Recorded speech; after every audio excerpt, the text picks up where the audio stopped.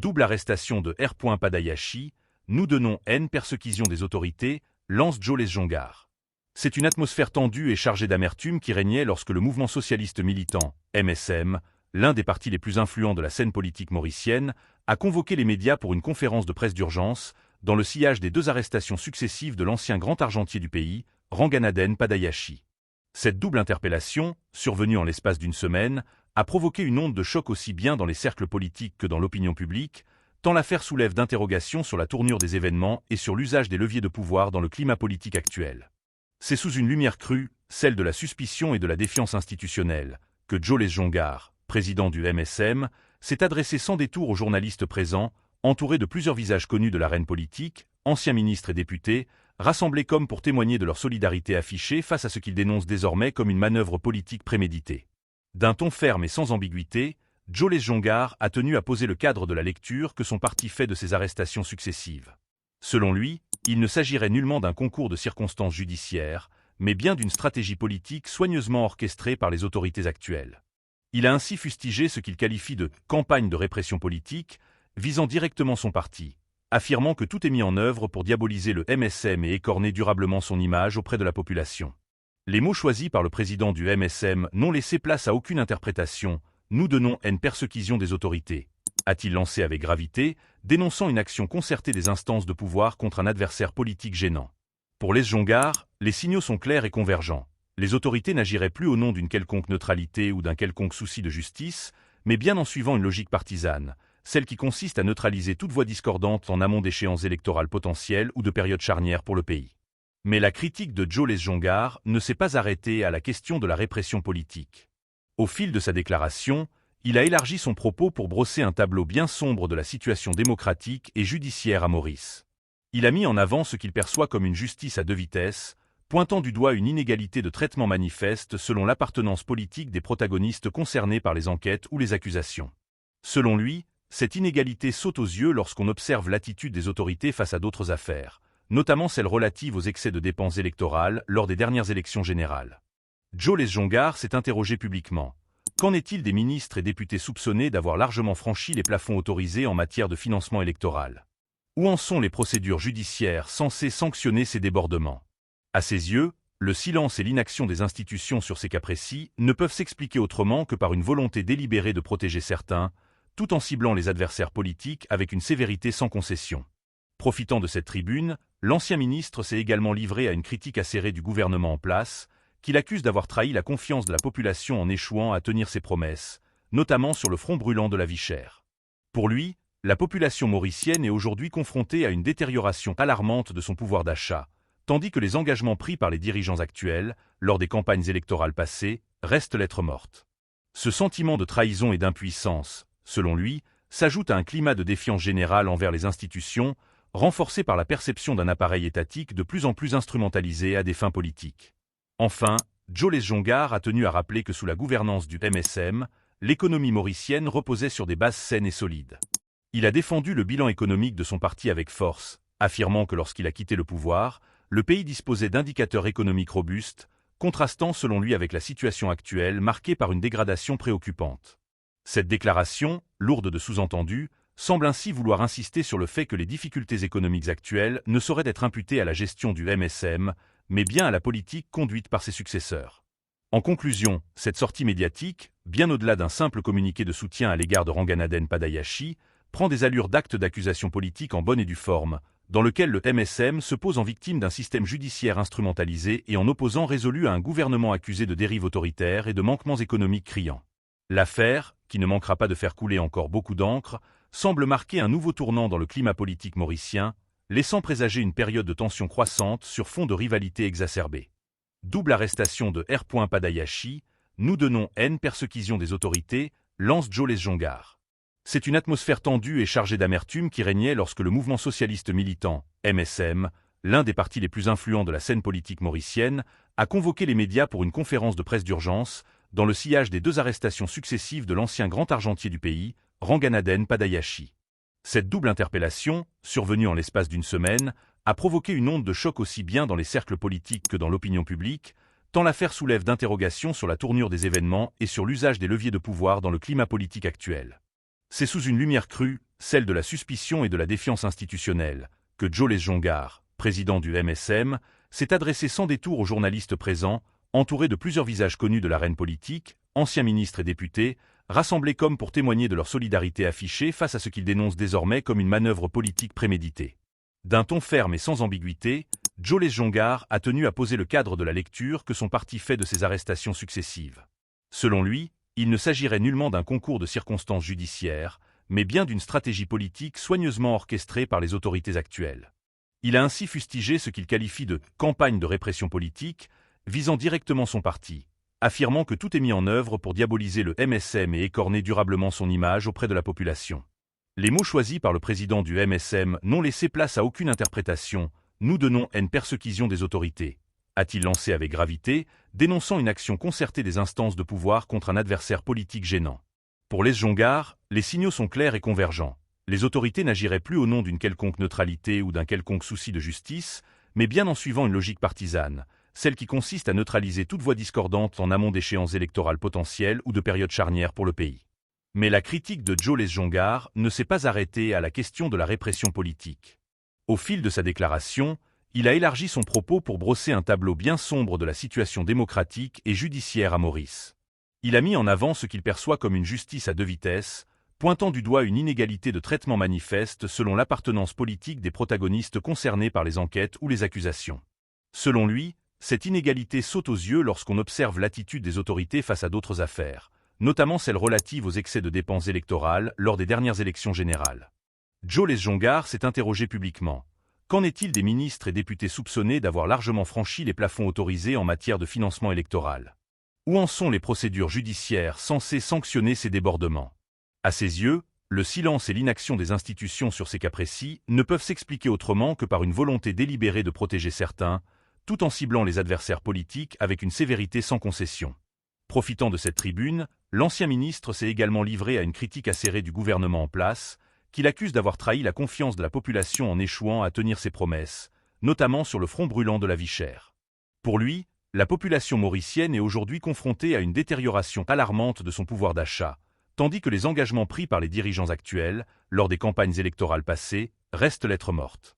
Ce sentiment de trahison et d'impuissance, selon lui, s'ajoute à un climat de défiance générale envers les institutions, renforcé par la perception d'un appareil étatique de plus en plus instrumentalisé à des fins politiques.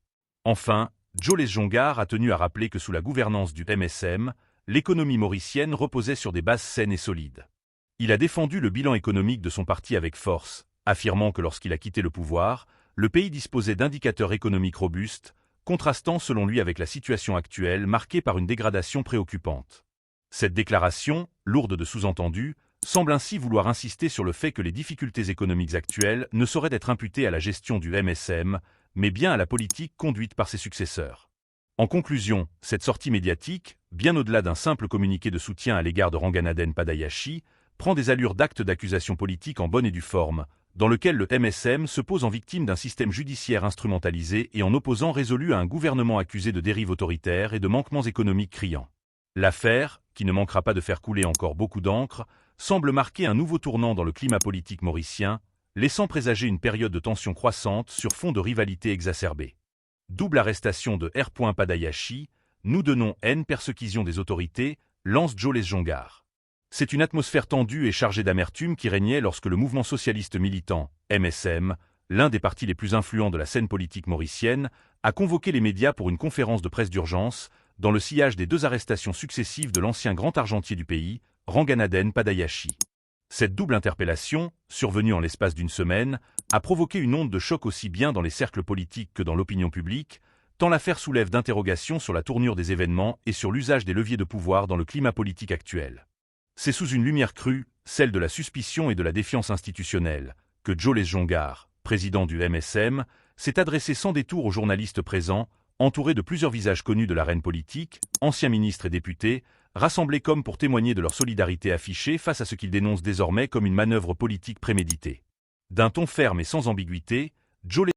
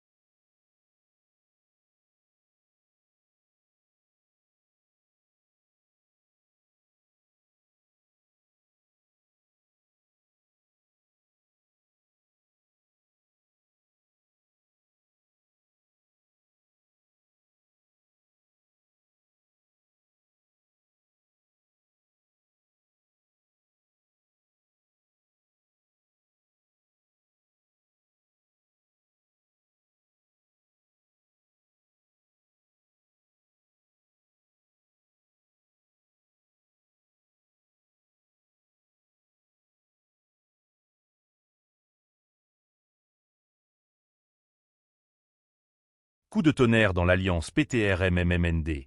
Shekil Mohamed en rébellion ouverte? Port-Louis. Un nouveau front de crise vient de s'ouvrir au sein de l'alliance PTR-MMMND, et il porte un nom qui résonne désormais comme un signal d'alarme dans les états-majors politiques, Shekil Mohamed. L'absence retentissante du député travailliste lors du rassemblement crucial de la Louise, le 11 août dernier, a mis le feu aux poudres, révélant au grand jour une fracture que plus personne ne peut feindre d'ignorer.